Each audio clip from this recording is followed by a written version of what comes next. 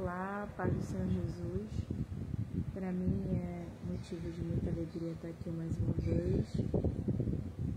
Hoje eu queria falar sobre a figura paterna e a relação que isso tem com a relação que você tem com Deus, né? Eu queria falar um pouquinho sobre o que é ser pai dentro de cada tempo histórico. Queria falar um pouquinho sobre o que é ser pai dentro da Bíblia e queria falar um pouquinho sobre essa identidade paterna e a importância dela na construção do seu relacionamento com Deus. Primeiro dizer que a paternidade ela não é uma figura que se manifesta igualmente no decorrer da história. Ela vai variando de acordo com a história.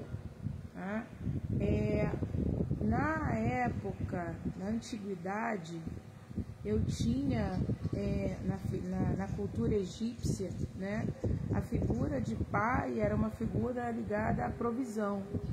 Então, quando você fala que o pai é aquele que provê, isso é uma bagagem cultural de ordem egípcia, né? O pai é aquele que provê as necessidades dos seus filhos, né? O pai Nilo é aquele que provê as necessidades dos seus filhos, que dá alimento, acolhimento, que dá teto, que propicia que esse indivíduo tenha condições de sobrevivência, né? Dentro da perspectiva da antiguidade, eu tenho duas perspectivas. Eu tenho uma perspectiva greco-romana, que é a que influi na nossa cultura, um pouco antes, e a greco-romana um pouquinho depois. Tá? Dentro da cultura greco-romana, dentro da cultura grega principalmente, eu tenho dois mitos que representam a paternidade. Eu tenho Zeus, né, que é o pai da autoridade. Então, quando você diz que o pai tem a autoridade, isso também é uma interferência da cultura grega no começo, né? Enfim, no início da cultura grega. Quando os mitos eles vão melhorando, eles vão afinando, né? Você tem aí a figura do Hércules, e aí você reconfigura essa paternidade. Agora, pai não é só a autoridade, o pai também é a força. O pai, quando você fala assim, o meu pai é o meu herói, né? É uma figura paterna já de uma mitologia de segunda classe greco-romana. Então, essa ideia, né, do pai como o meu herói, o pai que é a força, o pai que me tira do sufoco, o pai que me protege, é uma figura aí, já é uma segunda interpretação do que seja essa figura paterna. Dentro da cultura judaica, né, porque o cristianismo, ele, né, como a gente conhece, ele vem lá depois de Cristo. A gente está falando de coisas antes de Cristo. Lá na perspectiva greca, na perspectiva judaica, é como se o judaísmo ele aglutinasse todas essas funções. Então, dentro da cultura, enquanto lá na cultura grega eu tenho a cultura da força, né? Como na antiguidade, no Egito, eu tenho a cultura da provisão. Depois, lá na segunda etapa dos mitos da Grécia, eu tenho o pai que é o meu herói. Aqui dentro do judaísmo, a paternidade ela se apresenta de uma forma interessante, né?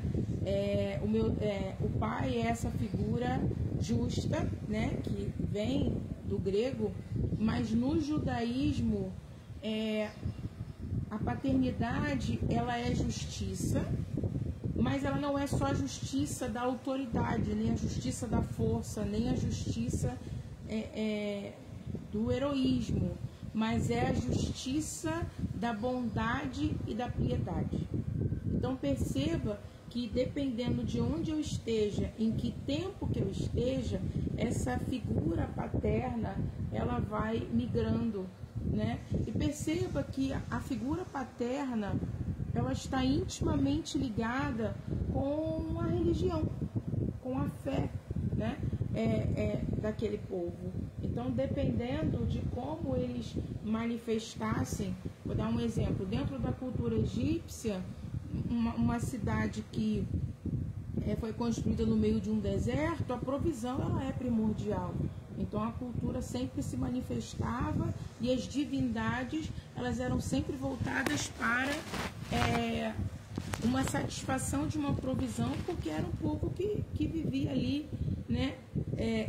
Se aquele rio secasse, com certeza todas as provisões seriam extirpadas. Então o Deus era o provedor.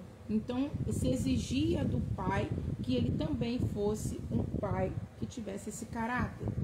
Dentro da cultura greco-romana, você tem ali uma sociedade de guerrilha, uma sociedade de batalha, de guerra. Então, dentro desse contexto de batalha, de guerra, de sobrevivência de guerra, a figura paterna refletida em Zeus e Hércules são justamente esse tipo de pai, esse pai que é forte, esse pai que é guerreiro, esse pai que é o meu herói, esse pai também que é como general, né? Porque se você tem uma estrutura de cidade de guerrilha, logo as hierarquias precisam ser fixas, rígidas e bem organizadas. E aí nesse momento se cria essa cultura desse pai que precisa ser respeitado, que esse pai que precisa ser uma autoridade absoluta, né? E esse pai que é o guerreiro e que é o herói. E aí dentro da cultura judaica e da religião judaica, que tem esse pai que é misericordioso, que é bondoso, a figura paterna dos pais judaicos também se manifestam dessa forma. Então, o pai dentro da cultura judaica é um pai de justiça, é um pai de misericórdia e é um pai piedoso. O valor do pai se manifesta dessa forma. E aí passa-se a antiguidade, né? Esses valores vêm se perpetuando, e aí mais ou menos ali no século, e aí a gente vai sair um pouquinho da antiguidade, lá mais ou menos no século 17, 18, anos 1800, 1900, a gente tem ali uma outra figura de pai, né?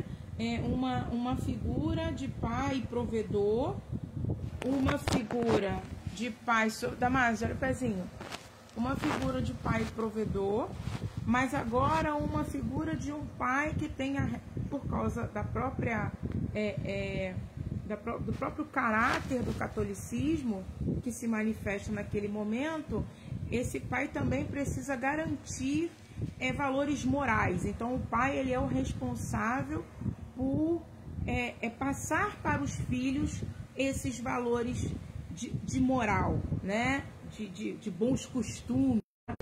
É aquela em que você passa para os filhos valores morais, você está dentro desse século do que seja a imagem ou as responsabilidades de um pai. Chega ali na Revolução Industrial, esse pai ele precisa ir para a indústria, então ele migra, ele perde esse contato com o filho imediato, porque na antiguidade, na guerra, o pai leva o filho para a batalha, o pai leva o filho para o campo. Dentro do século 17 e 18, o pai leva o filho para a igreja, mas ali nesse momento, na Revolução Industrial, o pai ele migra, né, o seu tempo para a indústria. Então ele fica ali 16 horas dentro de uma indústria. E aí essa educação que era compartilhada entre pai e mãe, ela passa a ser somente da mulher, porque o pai está na indústria. Tá? A gente tá falando de condições muito perversas de vida. A gente está falando de situações tão adversas que, se o pai não trabalhasse aquelas 16 horas por dia, enfurnado, em condições péssimas de trabalho, ele não conseguia ali manter a sua família nas mínimas condições, né? A Revolução Industrial é, de fato, assim, um cenário para o trabalhador muito complicado. E aí o pai, ele perde esse contato, da figura paterna, e ele migra para a indústria.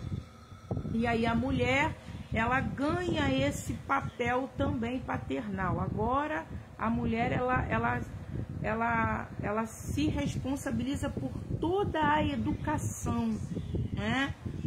Agora ela se responsabiliza pela proteção, agora ela se responsabiliza pelo passar de valores, agora ela é a heroína, né? Agora ela é essa figura de justiça, ela é essa figura de força, enfim, tudo isso acaba migrando para a mulher de certa forma, porque o homem está ocupado tentando manter ali condições mínimas de sobrevivência para sua família, internado numa indústria, tá certo? E aí agora a gente tem hoje, né? Quem é o pai hoje? Alguns teóricos dizem que alguns filhos que viveram, né, a ausência paternal, eles agora estão procurando viver de forma a serem mais próximos dos seus filhos, né? Alguns pais aí que tinham 2 empregos, 3 empregos, agora não querem mais uma carga horária de trabalho tão grande depois que geram filhos, porque entende a importância do papel paternal na vida de uma criança. E aí eu nem queria falar sobre identidade paterna, figura paterna, síndrome de Édipo, não queria falar nada disso, sabe?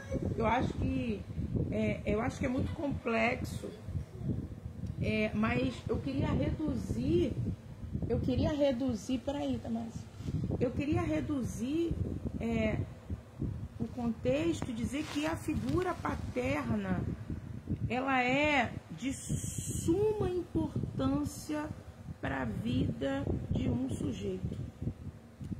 Essa tríade entre pai, mãe e criança, né? Essa desconstrução, porque a criança, quando ela nasce, ela acha que ela é uma coisa só com a mãe.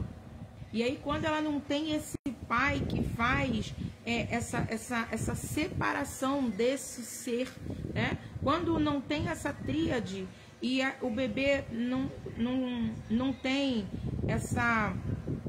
essa oportunidade de entender que agora existe um terceiro que também faz parte do mundo, e que a mãe não é ele e a mãe, mas a mãe é um ser, ele é um ser e o pai é um outro ser. Quando a criança não tem essa possibilidade, isso dificulta em muito a autonomia desse ser, tá?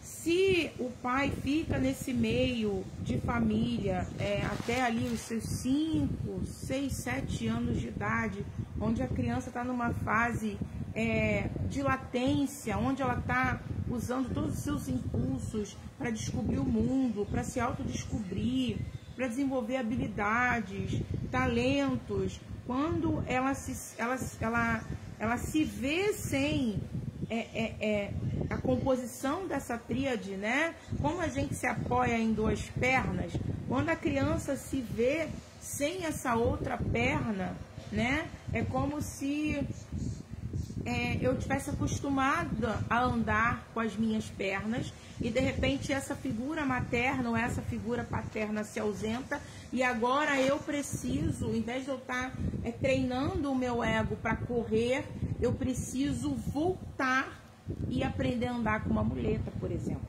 ou aprender a andar pulando, por exemplo. Quando você desfaz essa tríade, né, que embasa a formação desse ser, é como se você colocar, como se você desse para ele uma nova configuração e ele tivesse que reaprender a se analisar o outro, lidar com ele mesmo e lidar com o outro.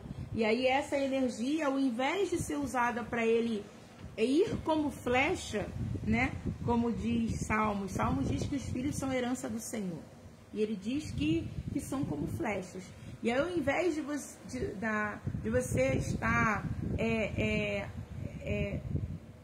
alinhando a flecha, né? Ao invés de você estar polindo essa flecha, colorindo essa flecha, melhorando a habilidade e o alcance dessa flecha, desse arco, ao invés de você estar treinando a mira, é como se o arco tivesse sido despedaçado, como se a flecha tivesse sido despedaçada e você precisa construir outro arco e outra flecha. Então é claro que o indivíduo que tem essa tríade estabelecida, não mexida, né? E é claro que o tempo dele e esses impulsos que são usados para ele ir além, acabam sendo usados para que ele se reformate quanto ser. E aí eu queria falar algo que é espiritual, não tem nada a ver com a questão psicanalítica. Se você está num casamento, né? Eu não sei quais são as condições que você está, pai, né? E seu casamento tem vivido muitos ataques. Olha a idade dos seus filhos. Em que fase psicanalítica, em que fase de desenvolvimento psicossocial que o meu filho está? Quais são as consequências de uma separação agora? Em que condições que eu posso estar me separando que não vai prejudicar tanto a minha criança? Como eu posso me fazer presente? Como meu filho pode não experimentar o abandono paternal ou maternal nesse momento, certo? Bom, e aí como você aí que teve, né, o abandono paterno, a gente tem muitos casos, né, de irmãs que tiveram ausência paterna ou tiveram uma figura paterna violenta, uma figura paterna ausente, uma figura paterna irresponsável, uma figura paterna omissa, né? A gente tem aí muitos casos de figuras paternas que não foram saudáveis na vida das suas filhas e dos seus filhos, né? E nesse contexto, como essa paternidade ela pode influenciar no seu relacionamento com Deus. Lembra que eu falei para vocês que se eu fosse fazer uma análise da paternidade e da religião, eles estavam interligados? Que dependendo da religião daquele povo, a figura paterna colabora com essa linha. A mesma coisa acontece hoje, né? O tipo de pai que você vai influenciar diretamente no tipo de relação que seu filho vai ter com Deus e no tipo de relação que você tem com Deus. E aí, volto a falar, se você é uma irmã, um irmão que teve um pai ausente, um pai violento, um pai omisso... Já vou. Deixa eu acabar aqui, tá? Você provavelmente tem algumas dificuldades de entender essa paternalidade bondosa, de justiça e piedosa de Deus. Se você teve um pai muito violento, você vai tender a achar que Deus também é tão violento. Se você teve um pai muito castigador, um pai muito rígido, um pai muito grosso, estúpido, um pai que te humilhava, um pai que te desmerecia, provavelmente na busca de uma identidade com Deus, você vai tender a achar que Deus também é um castigador, que Deus vai te humilhar, que a qualquer momento Deus vai te deixar, que a qualquer momento é impressionante como que o paterno interfere muito na nossa espiritualidade, né? O meu pai sempre foi um pai muito provedor, e eu acredito que Deus também é um pai provedor, né? Existiu uma fase da minha vida que eu fui uma criança que foi muito cobrada, né? Eu fui criada com muita rigidez e disciplina. E em um determinado momento, para mim, psicologicamente, foi difícil entender o Deus da misericórdia, o Deus que perdoa. E eu tive que fazer essa análise comigo, né? De entender que o meu pai não é o Deus Pai. Porque claro que dentro da nossa cognição, quando eu falo pai, vem um conjunto de lembranças que eu desenvolvi com meu pai. Conscientemente e inconscientemente, quando eu falo a palavra pai, isso vem arraigado de experiências, de emoções, de sentimentos, tá certo? E aí, quando eu falo Deus é o meu pai, esse Deus que é o meu pai vem arraigado com essas construções cognitivas que meu pai deixou em mim. Só que eu preciso entender que meu pai não é o meu Deus Pai. Que meu pai é uma coisa, o Deus Pai é outra coisa. E assim, é só uma vida com Deus, é só interrogatórios com Deus, é só leitura de palavra que faz você tirar, você separar, cindir o que é Deus Pai e o que é Pai. E são muito diferentes. Talvez seu pai seja um pai grego, né? Que acha que a autoridade, né? Tem que fazer o que eu mando, faz o que eu mando, não faz o que eu faço, né? Um pai que castiga, um pai que disciplina, né? Não na disciplina no sentido da advertência, mas na disciplina no sentido do castigo corporal, e a gente vai falar sobre isso. Então, se você tem esse caráter, se você tem essa ideia, você vai achar que Deus também vai te bater por qualquer coisa. Engraçado, essa semana eu tive 2 momentos terapêuticos com 2 irmãs que tiveram pais não muito legais, né? O primeiro pai era um pai extremamente violento e o segundo pai era um pai ausente. E é impressionante como a relação dessas mulheres com Deus era baseado nesses valores. Era o tempo todo, será que Deus está me ouvindo? Aqui teve o pai que abandonou. Deus me ouve, irmã? Eu falei, claro que ouve. Deus me entende, minha irmã? Claro que entende. Às vezes vem uma ideia na minha cabeça, será que é Deus falando comigo? Minha irmã, Deus fala com você o tempo todo, né? Deus é aquele que não te abandona. O seu pai pode ter te abandonado, mas Deus Pai não te abandona. Ele não te abandona, minha irmã. E colocar isso na cabeça de uma filha que experimentou o abandono paterno é muito difícil. Se não tiver experiências concretas com Deus sobre essa relação paternal, que é diferente da relação paternal que ela teve, é muito difícil. Outra experiência que eu tive essa semana foi de um pai extremamente abusivo e violento. Quando você pergunta para essa irmã da relação que ela tem com Deus, ela tem uma relação com Deus de extremo medo.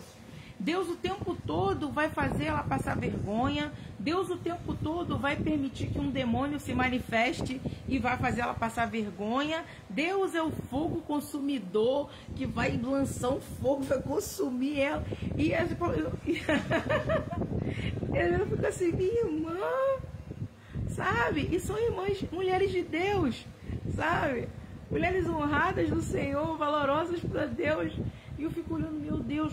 Ou seja, ainda a gente está nesse processo de separar esse Deus, né, que é Pai, e desse Pai que não é Deus, né? E é impressionante, você que é pai, né? Coloca a mão na sua consciência, você pode estar dificultando em muito, né? A percepção divina desse Deus Pai que a sua filha, seu filho terão no futuro. Você é representante do poder de Deus, né? Quando a Bíblia fala que o pai é sacerdote da casa, você é representante de fato do poder de Deus, né? Se você for omisso, se você for ausente, se você for ignorante, se você for perverso, provavelmente seus filhos vão achar que Deus Pai também é assim. Então facilite a vida deles com Deus, seja um bom pai, tá? E voltando aqui, dentro desse contexto do que é Deus, do que é Pai, e como a gente precisa desvincular isso, que Deus Pai não é um Pai Deus, né? O meu Pai não é Deus, né? São figuras, são coisas diferentes, são valores diferentes, me tratam de forma diferente. Ó, a vovó tá falando do pão. Eu preciso falar de um versículo. A Bíblia não fala muito sobre como é ser pai, né? Não tem. Eu acho muito interessante, porque como o livro, a Bíblia foi escrita, né, na antiguidade, essa ideia que a gente tem do pai, né, do pai que brinca, do pai, enfim, do pai de escritório, do pai de gravata, não é uma coisa muito real dentro de um escrito da antiguidade, né? Mas a gente vai tentar aqui adaptar alguma coisa. Paulo, ele fala aos Efésios, não ao pai, né? Mas ele fala aos pais.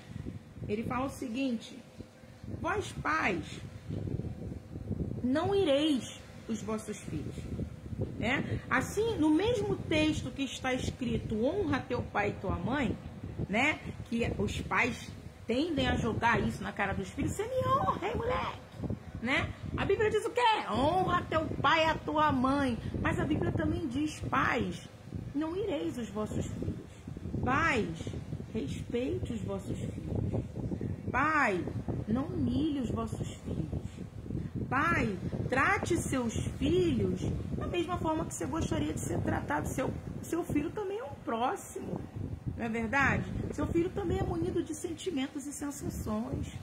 Seu filho também tem sonhos e estima, né? Seu filho não é reflexo de você, ele é um outro ser. Olha que interessante, porque Salmos diz que o Senhor, que os filhos são herança, né? O filho, ele não é uma continuidade de mim. Meu filho, não, minhas filhas não são obrigadas a cumprir o que eu não cumpri, de fazer o que eu não fiz. Elas não são. Peraí, filha. Dá licença, filha. Isso, obrigado, filha. Os meus filhos não são continuidade de mim. Eles são herança do Senhor. Eles são continuidade do Senhor e não minha continuidade, né? Mas aí, voltando, ele fala: filhos, pais, não ireis os vossos filhos, tá? E ele diz o seguinte: mas criai os filhos na doutrina e na demonstração. Irmã Larusca, o que é doutrina? A doutrina aqui, irmãos, lembrando que esse livro é um livro de um escrito antigo, né? Não é essa questão do bota saia, bota terno, bota blusa, né? Senta na igreja, se você levantar eu vou te beliscar. Não é isso. Doutrina não é isso, tá? O que é doutrina? Doutrina é um conjunto de ideias coerentes acerca de Deus. Então eu acho muito interessante quando você vai lá procurando o que é doutrina. É um conjunto de ideias coerentes acerca de Deus, ou acerca de alguma coisa, tá? Então, primeiro, a educação ela precisa ser coerente. Eu acho muito legal isso. E assim, o cognitivo que desconverge, né? Ideias que são antagônicas no mesmo contexto fazem uma disfunção neural de todo tamanho, né? Então, assim, a educação ela precisa ser algo coerente. Não adianta você ficar falando que o seu filho é gordo se você também é gorda. É incoerente. Não adianta falar para o seu filho que ele tem que estudar se você não pega um livro. Isso é incoerente. Não adianta você dizer para o seu filho que ele é saudável, que ele tem que ser saudável se você também só come porcaria. Isso é incoerente. Não adianta você falar para o seu filho que ele tem que respeitar a igreja, que ele tem que respeitar o pastor, que ele tem que respeitar o culto, se você fala mal dos irmãos do pastor dentro de casa o tempo todo. Isso é incoerente. Isso é incoerente.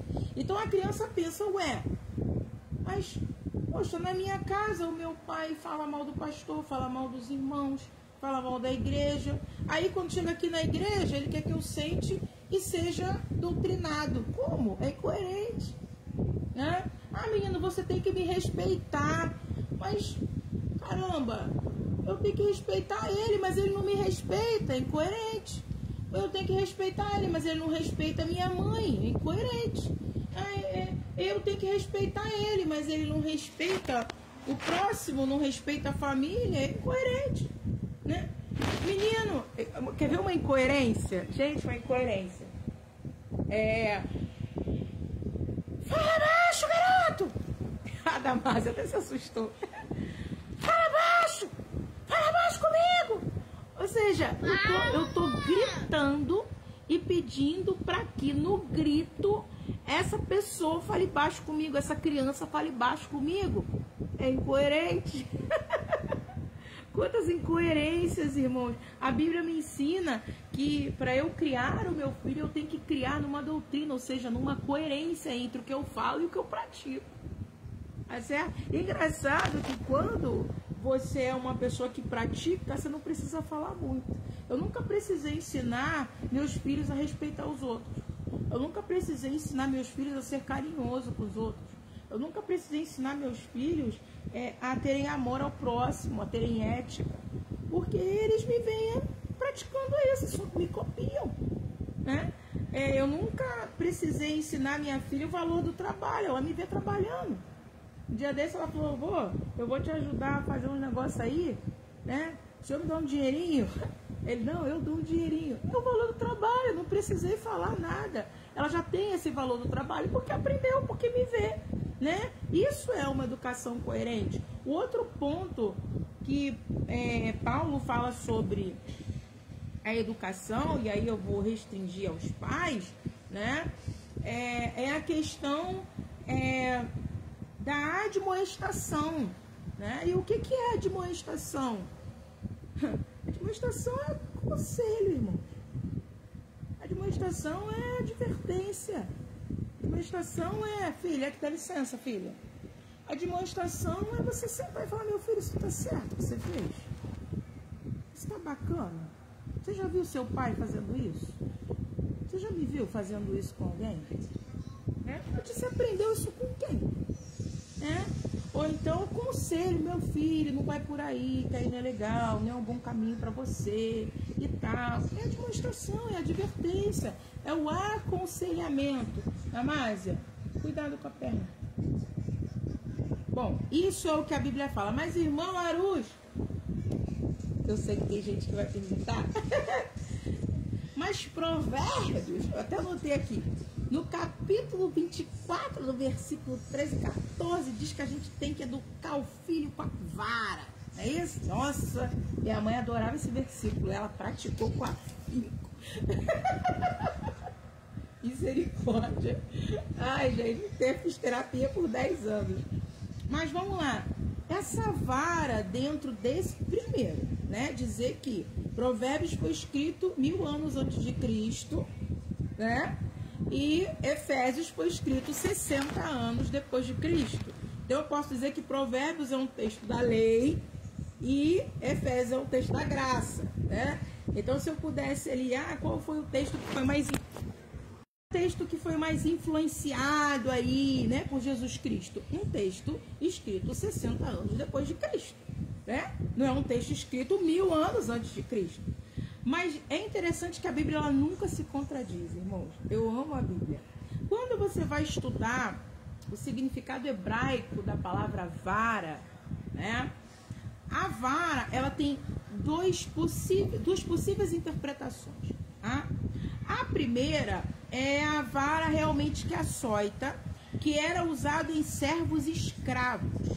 Então, para eu dizer que um pai tem que usar uma vara, é eu dizer para esse pai que ele tem que tratar esse filho e considerar esse filho como um escravo. Então, não acho que seja aí uma interpretação muito coerente, né? A segunda interpretação é essa vara, ela não é uma vara de goiaba. Peraí, filha. Uma vara de goiaba é uma vara de pastor ou uma vara de cedro. Então, o que Salomão está querendo dizer aqui é use a autoridade. Entendeu? Use a autoridade. Realmente a Bíblia fala sobre isso. E é tão interessante porque tem um outro texto em Provérbios que ele diz o seguinte: homens, não deem a sua força, não deem a sua autoridade às mulheres. Não passem essa figura paterna para as mulheres. Infelizmente, a Revolução Industrial permitiu que isso acontecesse, mas é importante que o pai entenda que ele não pode passar essa força, essa autoridade, essa vara, esse cedro, esse bastão, essa vara de pastor para a mulher. Ele precisa ser essa figura de autoridade, de cuidado, de provisão, de aconselhamento. Existem pesquisas em crianças que tiveram a identidade paterna presente e a identidade paterna omissa ou ausente, e é notório os desastres psicológicos que acontecem na vida desse adulto a posterior, e trato muitos aqui. Tá? Então, assim, quando Salomão está falando da vara, né, eu vou até ler o texto. Vamos ler o texto para a gente poder entender o que eu estou falando? Para a gente acabar com essa história de falar que a Bíblia fala que a gente tem que bater nos nossos filhos. Por favor, misericórdia. Sangue de Jesus tem poder. Vamos lá. Provérbios, capítulo 24, versículo 13 e 14. É isso? Não, 23. Vixe. A referência... aqui achei. 23, 13 e 14. Não tireis a disciplina. O que é disciplina? Disciplina é coerência, né? É o castigo até. Você vai aprender com a vida que não é assim que você tem que se portar, né? Então você vai ficar sem telefone, você vai ficar sem ir da rua, vai ficar uma semana sem bicicleta, né? Vamos ser coerentes, né? Não retireis a disciplina, a correção, né, do seu filho, da criança, fustigando-a com a vara, que nem por isso morrerá. Ou seja, pode chamar a atenção do seu filho, não vai morrer por causa disso. Você pode brigar com o seu filho, ele não vai morrer por causa disso. Você pode colocar autoridade sobre ele, ele não vai morrer por causa disso. Você pode falar um pouquinho mais firme com ele, ele não vai morrer por causa disso. Não vai traumatizar, não vou dizer que você vai humilhar o seu filho na frente de todo mundo, mas ser firme, ele não vai morrer por causa disso. Tá? Use, maneje, conduza seu filho, ele não vai morrer por causa disso. Use a sua autoridade, use o seu cedro, ele não vai morrer por causa disso. E aí continua: tu a fustigarás com a vara, ou seja, vou conduzir, vou orientar, vou fazer lá igual Paulo disse, vou exortar, vou admoestar, vou aconselhar, é isso? E livrarás a sua alma do inferno. É claro, uma criança, existe um domínio, dentro da terapia do esquema, existe um domínio chamado ausência de limite. Então, tanto o excesso de limite, tanto o abandono, como o excesso de castigos corporais, causam lá a fissura do esquema do abandono, o domínio do abandono, a ausência de limites também causam tantas fissuras quanto. Então, assim, eu trato pessoas que têm ansiedade porque foram muito sobrecarregadas, foram muito humilhadas, muito pisadas, muito açoitadas, muito castigadas. Mas eu também trato transtornos de ansiedade por pessoas que não tiveram limite. Então, colocar limite também é saúde mental, também é importante. Excesso de limite, abuso, incoerência causam problemas psicológicos. Excesso, né, de manejo, um manejo violento, desrespeitoso, que ira o filho, que humilha o filho, que maltrata o filho, é um manejo que não é coerente. Mas também deixar seu filho fazer o que ele quer, não permitir que ele experimente o não e experimente o limite e entenda que dentro de uma casa existem regras e concessões, também adoece o psicológico tanto quanto. Tá certo? Então, assim, a vara aqui em Provérbios não é a vara que castiga o escravo, a não ser que você ache que seu filho seja seu escravo. Mas se você trata o seu filho como filho, a ideia aqui é vara de pastor, tá bom? Mas voltando lá, então, como, irmã Larusca, eu posso ser um pai que vai facilitar o ministério do meu filho? Como eu posso ser um pai que vai facilitar a vida do ministerial do meu filho, a relação que ele tenha com Deus? Trate seu filho como Deus trata você, né? Deus bate você? Deus castiga você? Deus é desrespeitoso com você? Deus humilha você? Como é Deus para você? Não é piedoso, misericordioso, justo? Quando ele tem que te chamar a atenção, ele não te chama. Deus não é desproporcional. Seja proporcional com o seu filho também. Seja coerente com ele.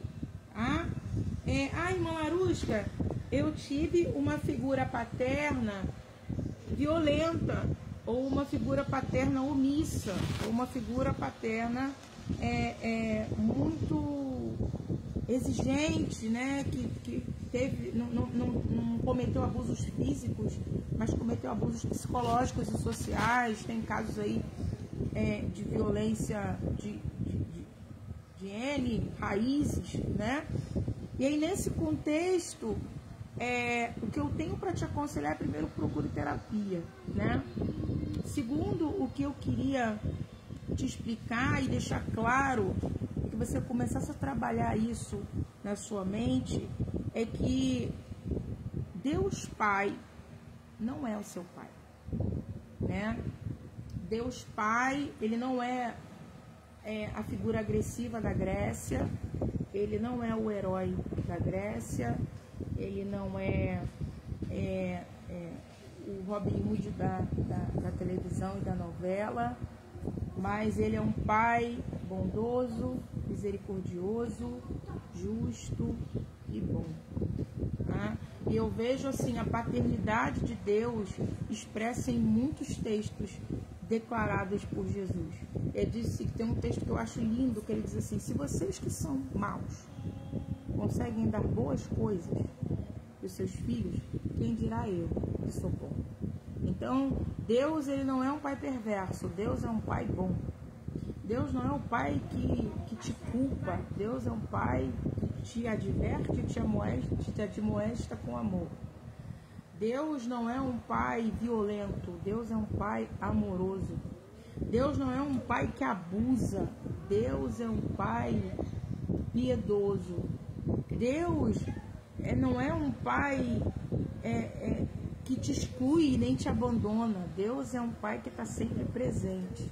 Então é importante que você, na sua mente, no seu devocional, nos seus momentos com Deus, você comece a entender que Deus Pai não é esse pai. Não é esse pai que te julga. Não é esse pai que vai fazer você passar vergonha, e não é esse pai que te culpabiliza, e nem é esse pai que te castiga, que te apedreja, não é esse pai que te abandona não é esse pai que te culpabiliza, mas é um pai que entende, é um pai que compreende, é um pai que te sonda, é um pai que leva em consideração os seus sentimentos, leva em consideração a sua existência, leva em consideração os seus limites. Deus, ele é um pai muito respeitoso. É por isso que ele está na porta e bate.